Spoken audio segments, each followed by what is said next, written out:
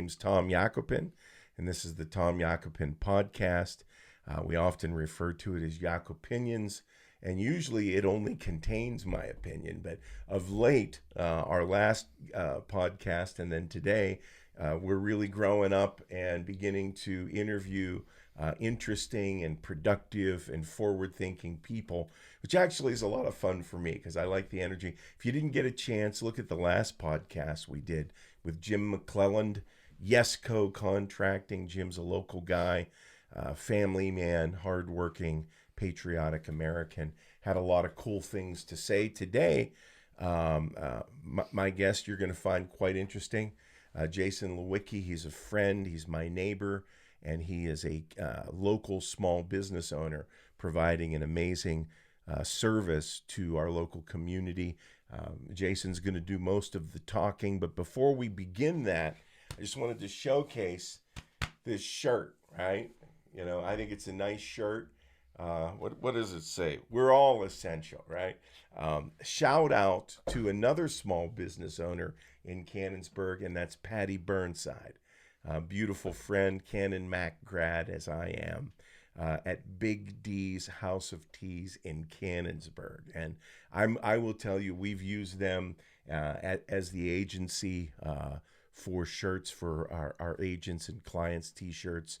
I'm affiliated with and promote the Marcus Tyler Band on the side for kicks. I'm a drummer, and Mark and I have been together in the band for over 30 years. And all the shirts that we just put out on the market were Big D's House of Teas. So, Patty, first of all, thank you for the very thoughtful note. Thank you for the quality product. Melissa's got one as well, and I know you've given several others away. And that's what we want to focus on, at least for a season. We want the podcast to be relevant. We want it to be informational. I'd really like it to be positive and uplifting, you know. And it was kind of funny, Jason, because when we began the podcast, that was like just pre-COVID, you know. Yeah. So we're thinking, Neil and I are brainstorming about, you know, he's like, hey, you know, things that you're passionate about. These would be, and we were brainstorming on topics, whether they're business growth or time management. You know, I love a lot of the motivational speakers, and then all of a sudden, wham, you know, COVID hits, right? And the next thing you know, it diverts our attention to a very worthy issue, a challenge. And so, you know, we've been talking a lot about what it is, how it's affected the world. Obviously, I'm in healthcare and financial services, so I'm in risk management. I tend to look at numbers, right? And I work with people that are numbers guy. We've talked a lot about the problem, including going to Harrisburg and being a part of the Reopen PA rally and letting the powers that be in the media know that there's a group of people that don't want to harm others. But there's a group of people, and I'm one of them, that feel as though our Declaration of Rights as enumerated in the Pennsylvania Constitution, as well as the United States Constitution, are being infringed upon, trampled upon. They feel more like, as I've said on previous podcasts, they feel more like permissions than rights. And so we know these things. We've talked about it. And I thought, you know, instead of getting into a spitting contest with people, right? Because there's a lot of that happening now. Yeah. There's a lot of division happening. Left, right, red, blue, Democrat, Republican. And I don't know that does America any good. But I thought, you know, why not bring small business people on? And let's not bitch and complain. And I know you don't do that. But let's talk about, you know, who we are, what kind of sacrifices have gone in to starting Cool Valley Cycles, which we're going to talk about and introduce you in just a moment. You know, I want our listening audience, if you could be so kind, no matter where you come from politically, to open your mind and try and put yourself in the shoes, as we did a week ago with Jim McClelland of Yesco Contracting. Maybe with empathy and an open mind and heart, you know, the things that we talk about today. Yeah. You know, what Cool Valley Cycles, what it is today, where it came from, what you're facing. And I can certainly boast on the product and the service that you bring. I know my sister has used you. And Joanne's, she just went through a tough breakup. She's reestablishing herself, and managing her money is tough. Jason, she said, you got to meet this guy. He's our neighbor up here. She says he's a brilliant wrench. His prices are very affordable. He not only does motorcycles, of course, we have the bike out because Jason's business in Cannonsburg, Cool Valley Cycles, right? Yep. She says, but they do it all, and he's talented. Well, I've taken my Corvette there, right? You've rigged that up for me more than once. I've taken my Harley to you. You've brought it back to life.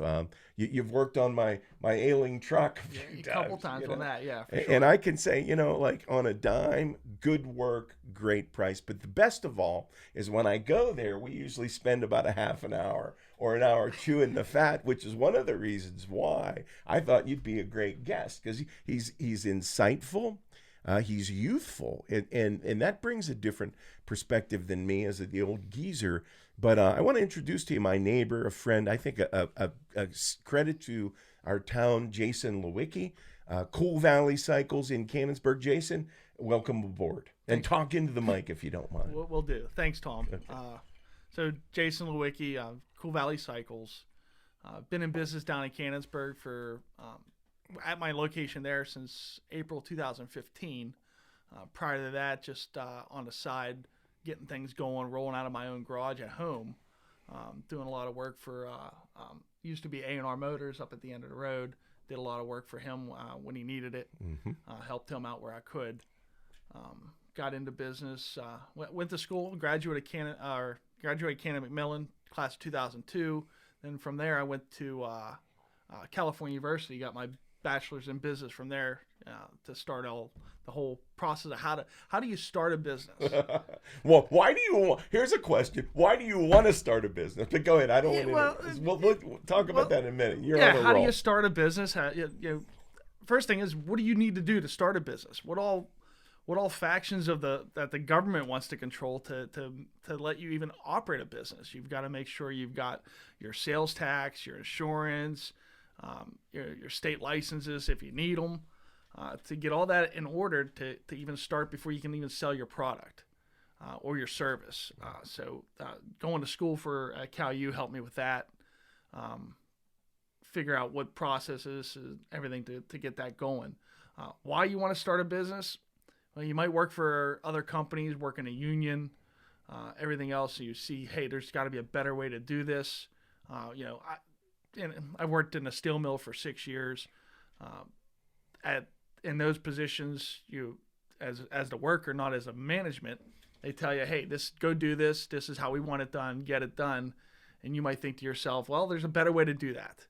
But you're not allowed to make that real opinion to it because what they say is gold. You got to do what they want you to do. Some bosses or management will take opinions from you and take it in consideration. But otherwise, if you want to do your own thing, you got to go out and do your own thing. Right. So decided with a friend of mine, hey, let's get a business going. He went to school for motorcycle mechanics. We put together the business, got it going. He was my original wrench. We got that everything operated up and running, and then you've got the upkeep and everything else with the building. It was an endeavor just to get. I bought this rundown building. It was literally a scrap heap inside of it. It had to be, because that's a very popular hill. Where are you guys located? Located in Cannonsburg, 619 South Central Avenue. Coming down the hill, heading into Cannonsburg. The main drag, man. One of the main drags coming into town from Route 19. That's right. So you're coming down the hill, right on the right-hand side is where I'm at. And for years, after I opened, people go, oh, you just built this place? Never knew this was here before. That's how it appeared to me one day. I swear I was driving down there one day and I saw the signs, and I'm kind of a little OCD about things, and I was like, wow, it's a really nice sign. I like the font, and I like and I was like, where the heck did that come from, man? It was like, because I don't remember anything being there. So I found that place. I was like, okay, well, number one, before I even started my business, to get it rolling, I was like, I'm not going to rent from somebody. You're renting off of somebody else. You're building somebody else equity in the building, in their property, and property's kind of where it's at. They only made so much land. They only make so many buildings. They're not going to make any more of it. Unless you got property in Hawaii, it might be growing a little bit, but it's not growing real fast. So build your equity in your own business. Don't pay rent to somebody else. That was my thoughts. That's the model for me. Doesn't mean it's right for somebody else. Right on. For somebody, you do you, and I'll do me. You do you, I'll do me. Right. For somebody, you might want to take and rent a place because, hey, you don't know whether this is the right decision. If you're not sure if you want to go full steam into it, or you think you're going to be able to outgrow it really quick, you'll start small, rent a place. Then you'll rent something bigger, and eventually, hopefully, you get the revenue and everything where you can buy your own place that suits your needs, and you don't think you're going to move from it. Otherwise, that's my opinion between renting and purchasing.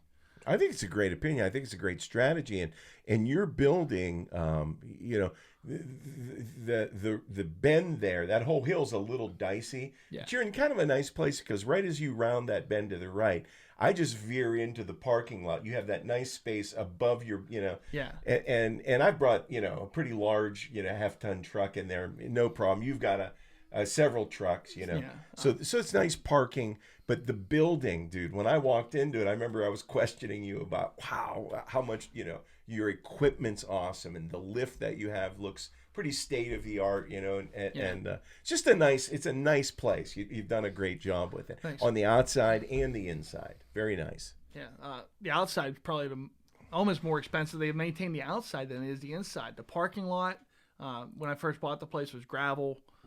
Maybe used asphalt or whatever. It was just not very conducive to the motorcycle business. Really, you're kind of like afraid to pull your bike in there. So definitely had to concrete that to make it appealing, at least to Thank goodness customers. you did that and started getting bikes there, because that was the other thing that attracted me. I got to tell you, I'd drive by and I'd see a nice bike.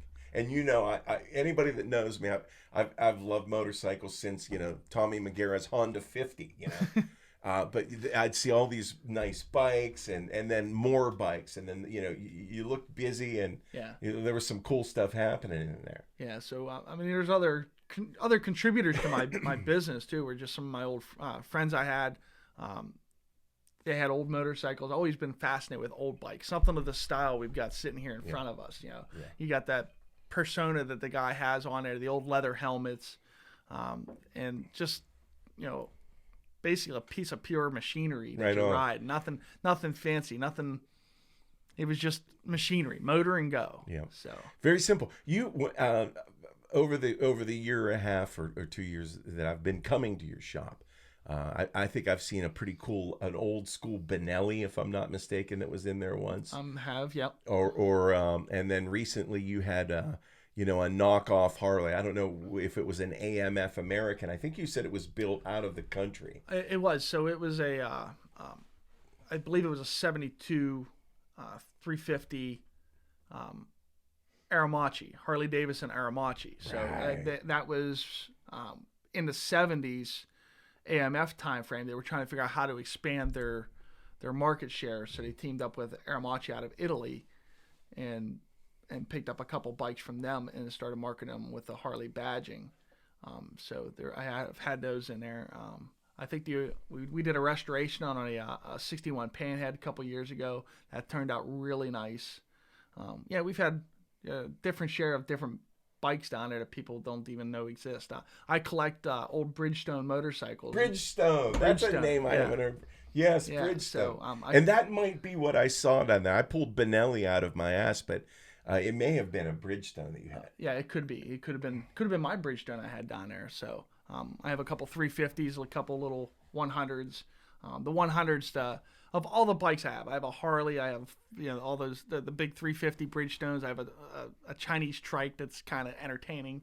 But of all the bikes I have, the most reliable one I have is a 1971 Bridgestone. You put fuel in it, you give it 2 kicks. Doesn't matter whether the battery's dead or not. It fires up and you're ready to roll. Look like a circus bear riding it, but gotta love it. It's great. You ride past somebody, if they've had a bad day at work, they look at you to put a smile on their face. Man. It's awesome. It's what it's about. And as long as you have the right mentality, like every once in a while I'll get on Craigslist or I'll noodle around on the internet, and I have a fancy for the old Hondas, like the CB 360s or the four cylinder, that vibe that represented. It was a time for me in my life where I would just love motorcycles. Now I was riding at that time a 1974 Suzuki TM 125, which was their premier, out of the box motocross, racer. The next year, 75, was the RM series with the much improved suspension. But I love motorcycles. Yeah. Anything street. But those old classics and those CBs. Here's another one. A buddy of mine's dad had a Yamaha, and I believe it was an RD 350. Look it up. Yeah, I believe that's. I have heard that model. That model, and these were motorcycle buffs. Tommy McGarrett, by the way, shout out to my friend going back to kindergarten. Damn, could he ride? He was that kid that basically everything we did together, he was a little better than me, whether it was baseball, motocross, but he could ride. Yeah. Man. But his dad had an RD 350, and he was going over the specs with me, and he said he hopped on it one time, and it had a power band that when you hit it, front end just come right off the ground. He said it was one of the diciest bikes he had ever ridden. Yeah. And that era bike, with the like this exhaust, that look, it's pretty cool. Yeah, definitely. They in two ways, they don't make bikes like that anymore. That's good. In some ways, it's bad. Right. So the reliability you have with some of the newer bikes, the closer tolerances on how everything's made. Definitely an improvement, especially from you go from the AMF Harleys through the Evo drivetrain all the way up to the new Milwaukee 8. It doesn't matter what you have. Harley, Honda, they all have their problems and everything else throughout everything else. But just the closer tolerances and everything. It really started in Japan though, with the Japanese, with the Hondas. For the longest time, you couldn't get a car in the car world. You couldn't get a car better than a Honda or a Toyota. I remember the day. Yeah. And a motocross bike, the Honda Elsinore, the Suzuki, the Kawasaki KZ. They dominated. You didn't see any Harleys or BSAs or Benelli. It was the 3 or 4 top Jap bikes. That was it. They controlled motocross for years and years and years and years. For sure. Probably still do today. Yeah, if you follow it out, I really don't follow maybe that KTM. But, KTM's definitely up there. I do know a lot of people that tout those. They really love them. Barnes Brothers Motorcycles down in Cannonsburg. Yep, Brad Barnes and his family. I know he's a KTM fan. I got to get Brad on this show, but I don't want to take away from what you're doing. No, Brad's good guys down there. So Lewicki, the Lewicki family. Now you guys, again, we are 2 houses away. I think when you and I first met, I inherited a couple old tractors, and I was on not my heavy duty John Deere, but I was on more of a lawnmower John Deere, and I was coming up that steep hill, and I got into a pickle. I don't even know if you remember this. Maybe not. And I think you came down and helped me. You or your brother, it was you. Okay. You were real cheerful, and I felt kind of like an ass because I shouldn't have been doing what I was doing. But that's how we met. Your family's been in this neck of the woods how long? Where did y'all come from? Why on earth Chubbuck Road in Cannonsburg, dude? When I was young, when I was born, grew up right in Cannonsburg, right behind Jimmy G's Bar and Grill down there. Sure. Back there on Orchard Avenue. My mom and dad lived there in a house. I think they bought it in the mid-'70s. And they lived there till the mid-'80s. Good 10 years they lived there. They raised me and 3 brothers, so there were 6 of us in that little house. And they were looking for some place, at the point in time, I was 5, 6 years old. They were looking for some place get out and breathe. Bigger and put us kids out the pasture. Yes, so kind of looking for a farm to throw us on. So my dad was out shopping around for property, and he come across this one. And the deal was right, and it happened. So that's where we moved out to here. And I remember when we came... I do remember when I was young when we first moved out here, and this road was just a narrow, probably 12-foot wide gravel road. Mm-hmm. And it was like the week we bought it, we come up the house to do something, and then we were leaving that day, and it was paved. It was like that quick. Imagine my surprise. Yeah. I remember when it was Red Dog. You know what Red Dog is? Yeah, for sure. So... Now, let me ask you this. Do you remember anything from your house down behind Jimmy G's in Cannonsburg? Do you remember, any aspect of that part of your life? Or do you? A little bit of it. A little bit of it. I remember going over to the Cannon Food Locker and being... I used to work there, man. I used to cut meat there. Yeah.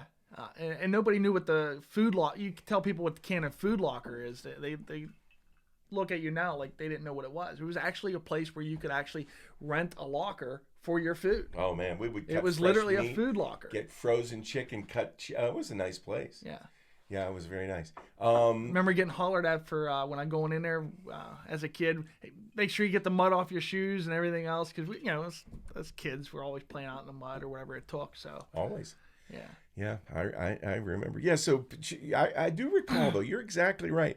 This was interesting. I was always kind of jealous of my friends that lived in neighborhoods where they had paved roads to ride their bike, because everything here was gravel or red dog. You had to fight if you're riding your bike. It was rough. That's why I was glad for the motorized bicycle. Maybe that's why I fell in love.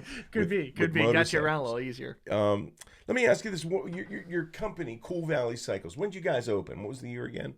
So open where I'm at. Incorporated a business in 2010. Opened my brick and mortar location where I'm at in 2015.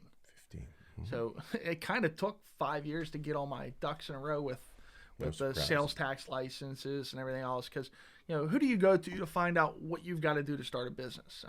Especially if you don't know anybody else that really owns another business. Right. Otherwise, you go to somebody that owns another business. Hey, what do I got to do? Yeah. And if they'll give you the time of day to help you. That's the person you got to go to. So I get it, man. Otherwise, and it's so funny with 5 years. I think 5 years is a natural and consistent germination period for a business to be birthed, to go through a maturation process to where it's walking on its own. Isn't that interesting? Yeah. Would you agree with that? Yeah, I would say so. Yeah. Because even in the first 5 years, that definitely got it up and going, and then the couple years after that, trying to figure out now that you actually have everything's in one spot, you have assets to manage, you have more bills to pay. Mm-hmm.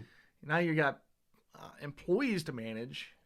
That's always a fun thing, because everything, customers to serve, you have problems to solve. Yeah, customers to serve, problems to solve. Well, people, if you took people out of the equation, businesses are easy. Yeah, life is great. Like, right? If you took people out of the equation, personal life would be great too. But you can't have life without people. Yeah. Yeah, I mean, wonderful point. And Neil and I, the other day, we were having a great chat about contrast. Okay, and there's an aspect to contrast that's very real and very practical. Meaning that without contrast in a picture, contrast in a film, or contrast in what people are seeing right now, or what we're seeing right now, without dark and light, and and the contrast, there's no vibrance to life, right? If it were all vanilla, if it was all monotone, it wouldn't be anything. And it's interesting that in life we have contrast, and the contrast are challenges. I know some people that really love that contrast. They thrive on that challenges. They make sure they create drama in everything they do. And I think to a great degree that we manifest or by our own fixation or belief system. I think that there are people that run it real close to the edge. And they may be, and I'm probably cut more out of that, where I'm always stretching, growing. I'm okay with risk, man. I'm going to live pretty far out on the radical edge of risk. Not everybody is, and that's a form of contrast in my life. Well, it's that risk you bring up is, without risk, you're not getting any reward. Right. And it's also pretty boring. Very boring. There was something fun about motocross, and it isn't how safe it is. Exactly. It's the adrenaline rush you get. Or just the rush, be it adrenaline, be it whatever endorphins you're getting. That's what's about the risk. Right.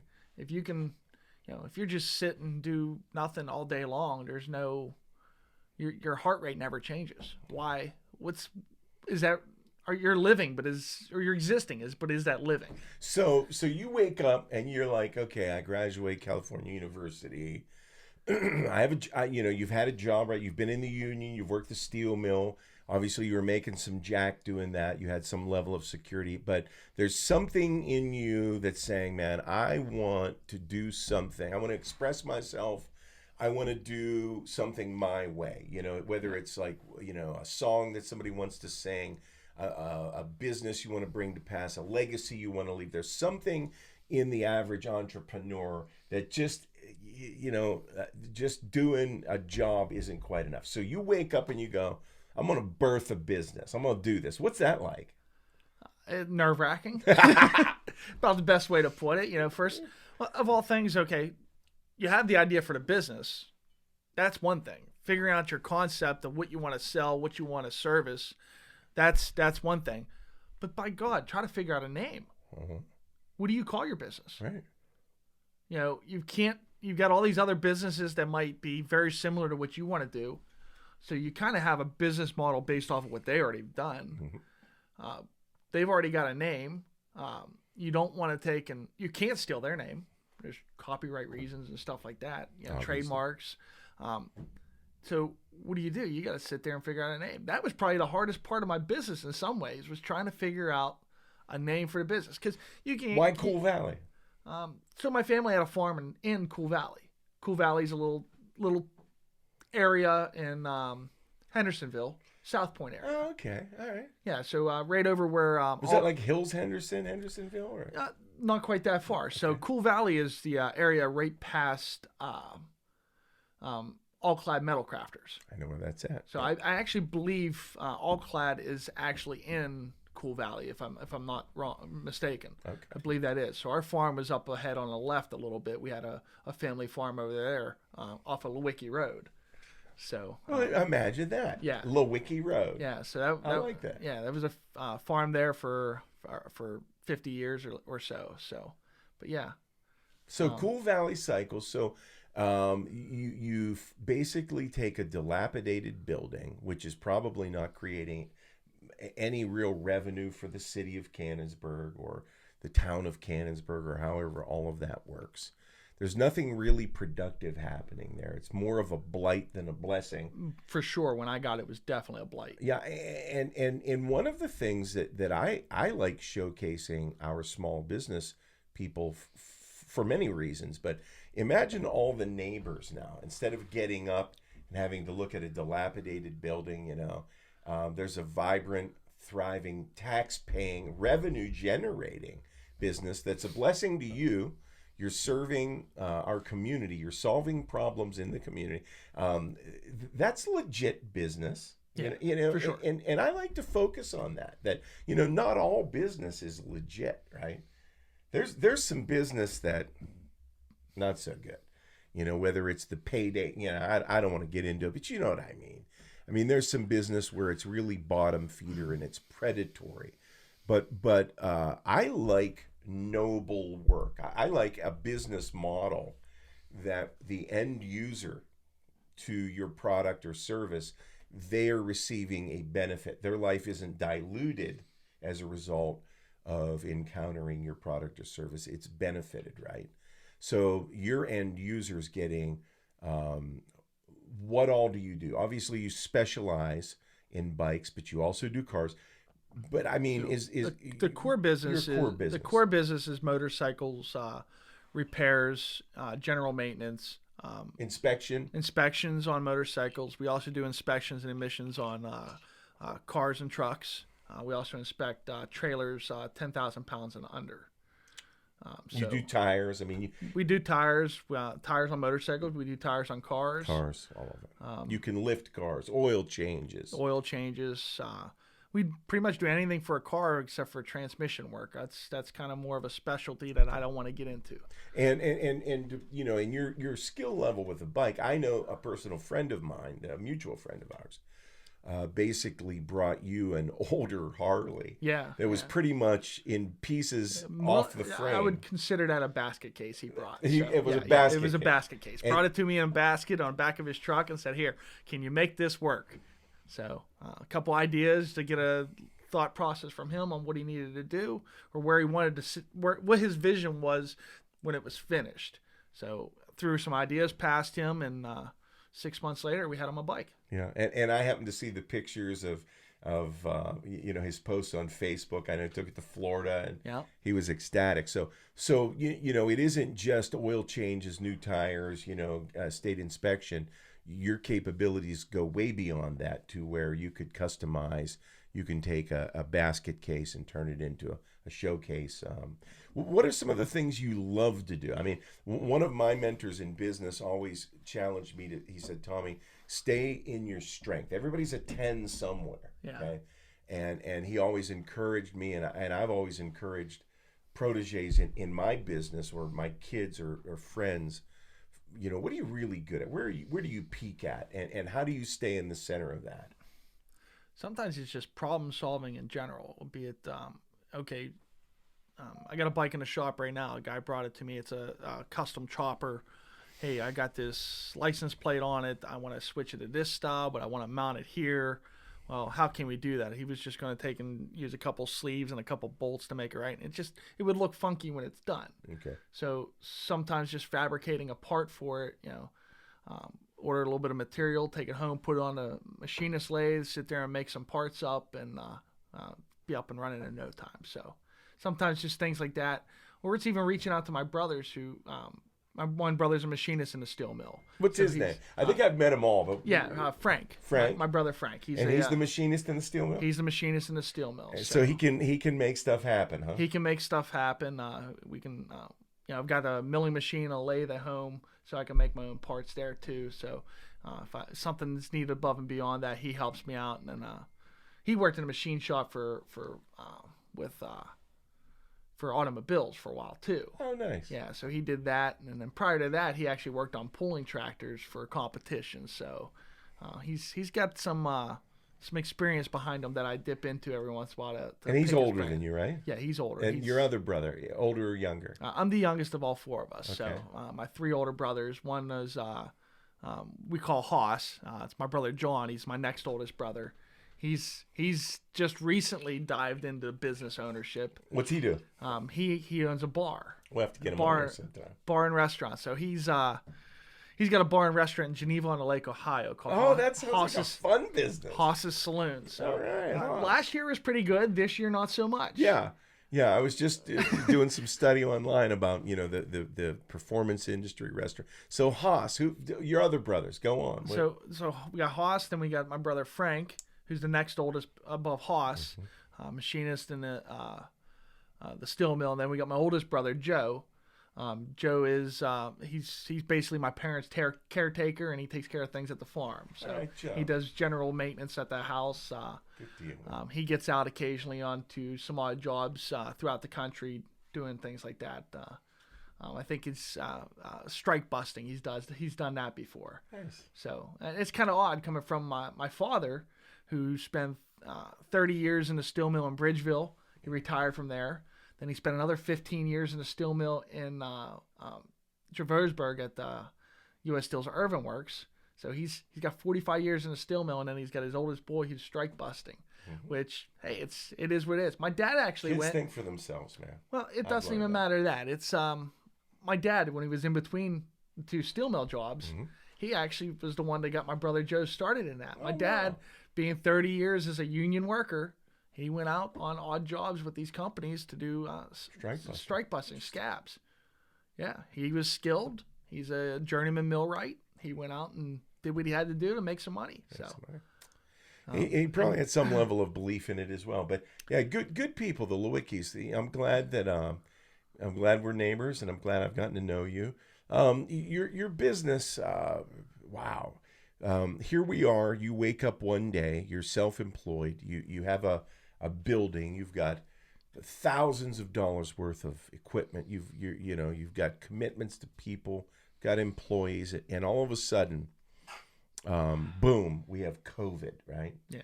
And if you're anything like me, the first thing is, I'm thinking, oh yeah, the Zika virus. Yeah.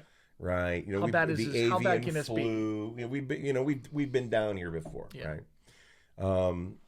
And while I believe the numbers speak for themselves, that this isn't any different. Certainly the hype and the encroachment of government and the suggested restrictions, whether we want to call them lockdowns or whatever we've been under and what we remain under to a degree here in Pennsylvania, it's changed your business, okay? So we've gone from the introduction of the virus and flattening the curve. We don't want to overwhelm the hospital Healthcare system. system, right? And article after article after article after article from Maine to California in lockstep, the national media, the news, everything on print, I noticed, was saying the same damn thing. And I began to wonder on the one of the things that made me suspicious of everything is every article read very similar to the next, and they were always referencing ICU beds and ventilators. And I'm like, they're panicking about ICU beds and ventilators in hospitals. Well, no hospital carries boatloads of ICU beds because they're relatively Scarce. scarce. Yeah, it's unusual to have an anomaly, that requires ICU or CCU. So, But just like these hospitals did right off the bat, they said, well, we only have 100 ICU beds, but that's no big deal because we have these other beds that are relatively close to ICU specs. we can convert them. We can upgrade them. Convert them in a week. Get us a Not a ventilator or problem. whatever. Yeah, not a problem. And I agree. And it was very weird that it goes from that original narrative, that upfront sales pitch, to where, wow, we're basically locked down. And I know some people have said, oh, well, the governor hasn't locked you down. He hasn't. But the truth is that with the media hype, the suggestion, the apparent authority, whether it's a law, a suggestion, mask, no mask, the truth is the freaking economy stopped. Okay? Oh, yeah. I mean, and you and I know there were days in front of your business, no cars There were was going no by. cars. Yeah, when this Nobody was first doing anything. when this first happened, you look out, you thought it was a ghost town. There'd be like 3 cars a day going by, and you're like, this is not good. Yeah, not good. And what is it, right? I Yeah. mean, the first 2 weeks, it's like, you're seeing hospital beds, and they're showing us pictures of bodies and possibly burying people in the field in New Mass York. graves and all It this was other like, stuff, a yeah. zombie apocalypse, for crying out loud. That's what they were trying to sell us, anyways. Right. Whether The it's sky's falling. I mean, Yep. literally, I'd look up, man. I was like Bob the Cat, Well, what was neat is it kind of reminded me that after 9/11 to a point, because when I remember after 9/11, you looked up Yeah. at the skies You did. and there was no airplanes. No, you didn't see any contrails or any of that stuff from the planes, and it was kind of the same thing after this because people stopped flying. You look up and there wasn't anything. If you go in on I went on just out of curiosity. I went on at flightaware.com to see what flights are in the sky, and you can actually go back in history and see like how many planes were in the sky over Western PA at this time. And then you look at this date, and it was like shocking the drastic change of it. And they're actually talking about some of that. Like this morning, I was watching CBS this morning, and they were talking about Venice, Italy. Oh, yeah. How the water's cleared up since they don't have all the tourists there. Yes. They don't have all the cruise ships coming through, churning up the water. And they don't have the cruise ships coming through polluting the air with the exhaust from the boats. So now they've got wildlife coming back through the channels in Venice. You can see down, before you couldn't see 2 feet down, you can see 10 feet down now. Melissa and I were just there last year. We were at the JW Marriott in Venice, Italy. And you're right. A lot of people don't realize, Venice is a beautiful area, but all of that, I can't say for sure, but it's old, man. It's old. I have my opinions on Italy. Beautiful people, beautiful place, but that whole city's on water, and you and I know those toilets are flushing. They're going right into them canals. Where is it man. going? I know they are, and it kind of looks like it. So one of the things they were talking about this morning was the fish market. Wow. The fish market. They were talking to, I believe it was the owner of the fish market, and it was, he's saying, Venice has, I can't remember what the numbers are, but Venice has a population, a standard population of 15,000 people. Okay. That's what lives there, but their tourists throughout the year is something like 74 million people come through that town or through that area a year. He says the market sales are down so much. He says he could not survive just supporting the local people at the market. He says it's just not. They don't have enough customers. Yeah, not enough customers. Not enough customers. Not enough foot traffic. One of the things, we took a couple of gondola rides. Now, we went over there with my company. Every year we sponsor a leaders conference, our home office does, and I think we had 15 or 16 couples over there, along with others. But we took gondola rides, right? Jason, the rats in Venice. I got to say, because people are like, wonder why COVID hit New York and New Jersey and Venice, Italy. Why did it hit it hard? I'm going to tell you why. Because they're stacked up one on top of each other. It's filthy in some areas. Filthy doesn't make them bad people. Yeah. But it's filthy. And the gondola captains, we had 3 gondola rides when we were there. Well, the gondola captain said some of the rats are like this big. He said if they jump in the boat, sometimes they have to burn the gondolas. It's so bad. He says you can get AIDS from these rats, man. And this guy was telling the truth. Like, he had no reason to lie, because we were seeing these shadow bodies late at night, these rats. And he's like, oh, yeah, some of these are bad. Says, why would he want to tell you something false like that to scare away his business? Yeah. Plus, he was, he was going to get a good tip, and no reason. And he was telling us the truth about, hey, this is this bridge, but Italy, man, what an interesting thing. COVID, how has it affected your business?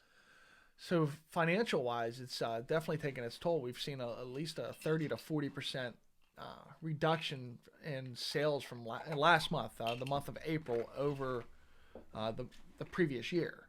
So that's a big hit. Did your fixed expenses go down 30 or 40? No, not at all. Fixed expenses are the same, if not a little bit higher sometimes, because equipment's only good for so many years. You've got to replace it. So sometimes you got to add to your debt that way. Now, when I was down there today, I met a couple of guys that work in your shop. Who are your associates or workers there? So the one guy was he's my brother, Frank. He comes down and helps out in the evening. Was he the bigger gentleman or the gentleman that I was speaking with? I think he's a smaller guy. He might have been the guy you were speaking with. Okay, nice. Very nice. So it's just him. He helps me out occasionally. That's I've seen him down there a lot the last couple of years. He's been working daylight shift in the mill. He does swing shifts sometimes, so when he's working daylight, he comes in after work and he helps out and helps me get through some things. So I have another guy that comes down occasionally, helps me out, just friends helping out. But this year, I have not really been able to afford to hire anybody with the lack of work. So. Now, you had also said to me, though, a year ago, this is interesting, because I think there's some of this going on today. I remember us talking about how difficult at times it can be to find good help. Yeah, hasn't that been a challenge as a small business? For sure. Finding a dedicated, committed worker. Last year was definitely hard. Last year I didn't find any help at all because the job market was so tight last year. You had unemployment was so low. Everybody, all the slim pickings were left. All the good ones were taken. Okay. So wages went up for skilled craftsmen that knew what they were doing. Mm-hmm. I mean, you might be able to find somebody, and actually I couldn't either. I looked into the Votex, looked into some trade schools. I actually did an open house at Rosedale Tech, looking for technicians. Me and a fellow small business owner, my buddy Jeff Elsner, down at Elsner Rod and Customs, he went with me because he was looking for for some help. Good talent. Yeah, I'm always looking for good talent. Yeah. Right? Well, I mean, we can find the work for them. We can always drum up more work somehow, some way. Yeah. But finding somebody and retaining that person is also tough. People today, man, we were talking about some monies, that on unemployment, you were running some numbers by me that I wonder how it's going to affect workers returning to the workplace and small business owners really reuniting with their furloughed or laid off employees, because some people are getting a pretty nice paycheck to stay home and watch the news. Yeah. Yeah. Watch and drink fear, right? Yeah. Yeah. COVID. Well, we don't even, I used to say, hey, let me ask a question. My whiskey and water. Yeah. And what's up? Well, you started before me. Okay. That's my excuse. So, I usually don't drink on the job, by the way. But hey, by the way, to Wendy Bell and Brock at KDKA, these glasses rock. Thank you so much. We're putting them to good use tonight. That's I definitely like them. They're a nice Irish whiskey, some water, a little bit of filtered or ice cubes, and a little bit of filtered water. Tullamore Dew, right? All right, so go ahead. I'm sorry to interrupt But yeah, I can't remember where I was at. Yeah, we're talking about trying to find help Yeah, for business. getting back in business, revving the economy back up. We're talking about doing it. I want to see it happen. Well, there was. Is it going to happen? It will, but how long is it going to take? Okay. That's part of it. Like you were starting to mention, was people on unemployment. You're getting that extra $600 from the federal side. Some people now are making more money on unemployment than they were working. Right. So if say you had Bill out there on unemployment and he's collecting more money now on unemployment than he was working, and you call him back to work, what's his incentive for him to come back to work for you right now? Right. He has none. Until that $600 stipend from the federal side drops off, there's no incentive for him to come back. He can just say at this point in time, I can't, because I don't know if it's flies, but I guess he could say, hey, I can't come back because I'm afraid of this virus. I don't feel comfortable. I don't feel comfortable in my work. And I don't know the legality of that. I don't know either. But I'm seeing that debate, that narrative in the workplace, right? Yeah. Online and so forth. And it is an interesting challenge that, it has been tough. And I suppose it's always been one of the number one challenges of a small business owner to recruit, train, motivate, and retain is the hardest good part. talent. Okay. Yeah.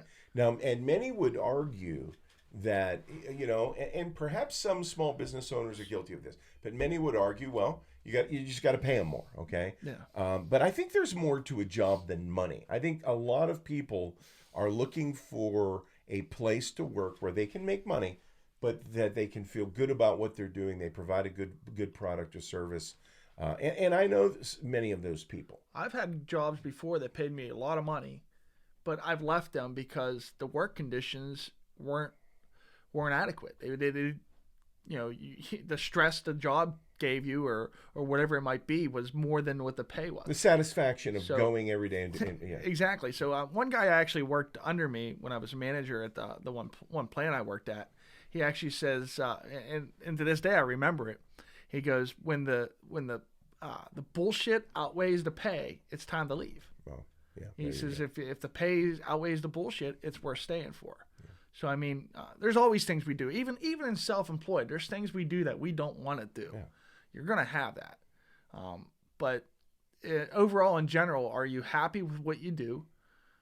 It's worth sticking around. So as a small business owner, what part of the part with retaining is you do lose some people to larger businesses, be it a larger small business or corporate company. They can offer group health insurance. They can offer 401k. As a small business owner, I can do the same thing, but it's going to cost me more. I just don't have the revenue. I'm not a big enough revenue generator to get into that yet. So number one, the size of my building, I couldn't get that big if I wanted to. Right. I'm limited. You can only grow to the size of your habitat. Right. Yeah, and that's that. I certainly see that now in the restaurant business as the food industry is having to rethink every square foot, how many people they can have. Because they have it just like they have their return on investment figured out based on foot traffic, volume sold. It's and you guys are no different. Let me ask this: our response, the Pennsylvania State Governor's response, the good doctor's response, the media's response, the President of the United States. Your personal opinion: how are we doing? How's the United States of America navigating through this? How's Jason Lewicki navigating through this?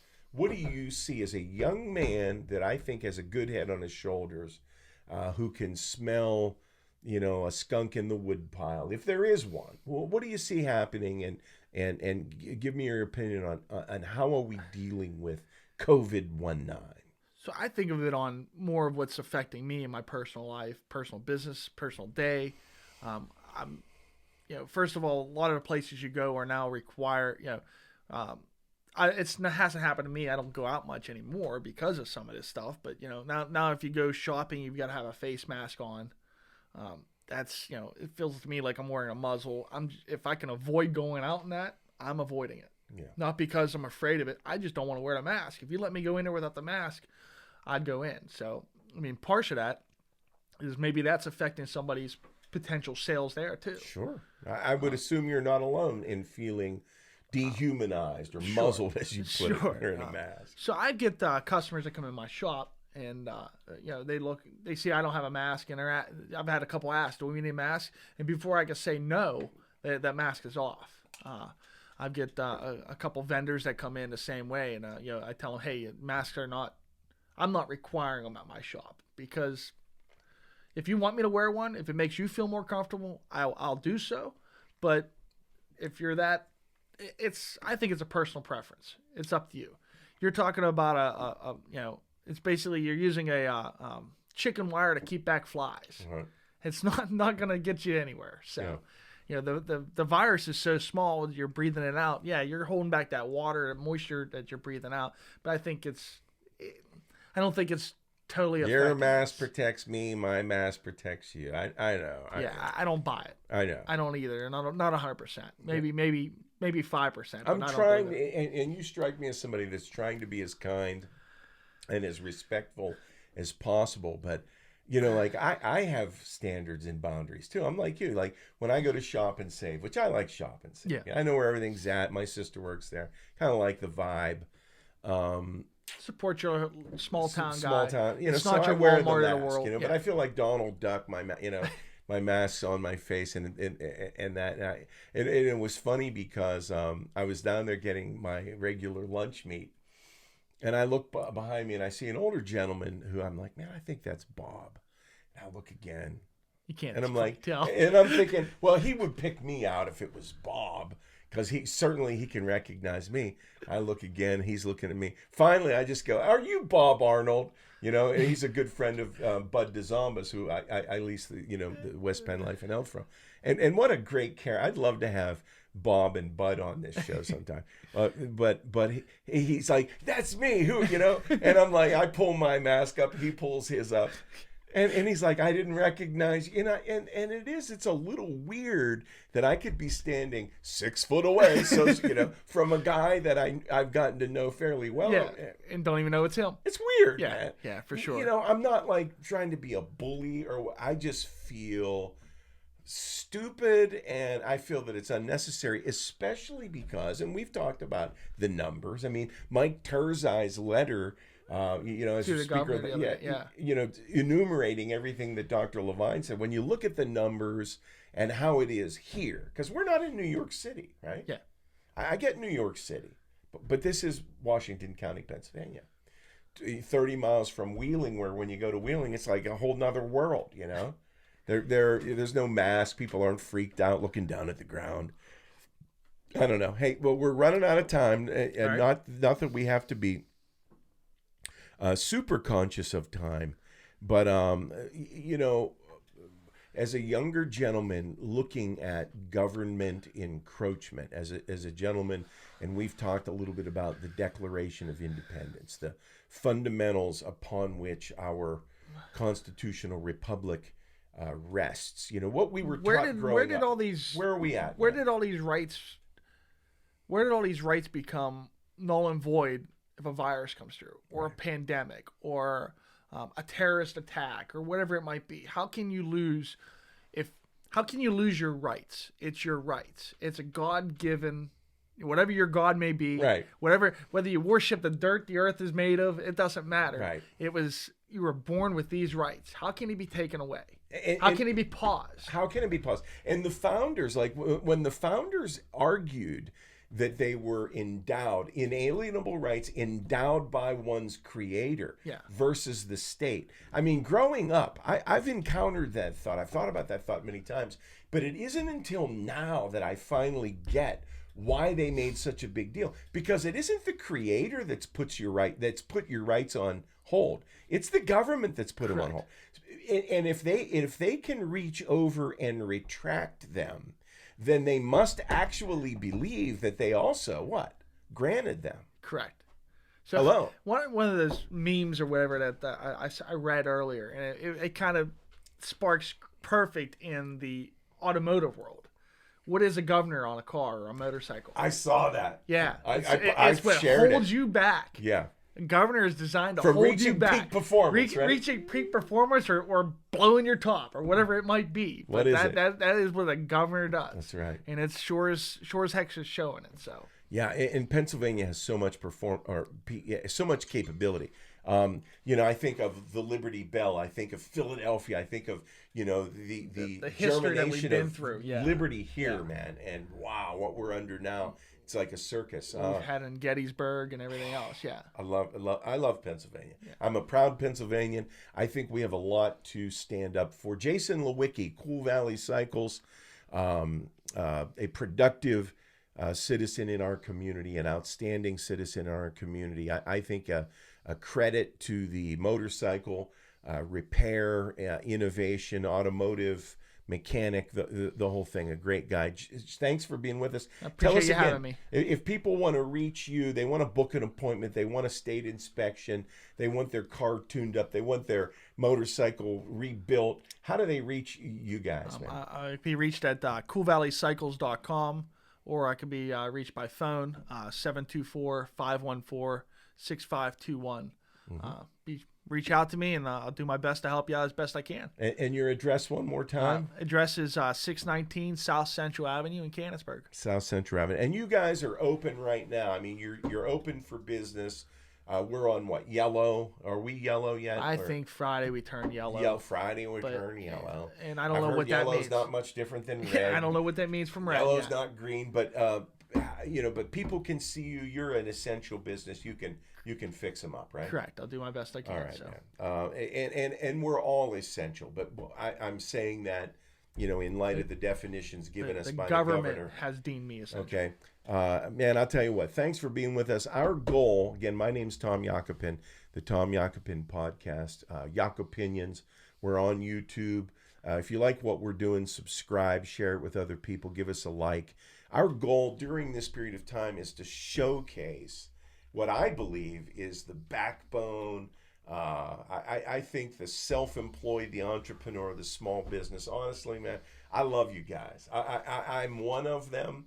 I'm one of the crazies, but I have such a respect for small business owners.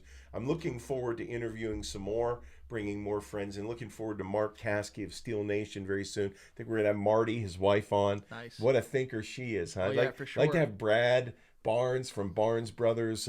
We have some other guests that we're looking at inviting, some other thinkers, small business owners. Folks, thanks for tuning in. Again, Tom Yakopin. Find us on Facebook or YouTube, the Tom Yakopin Podcast, or Yakopinions. And again, appreciate your time. Bye for now. Thanks, Jason. Thanks, Tom.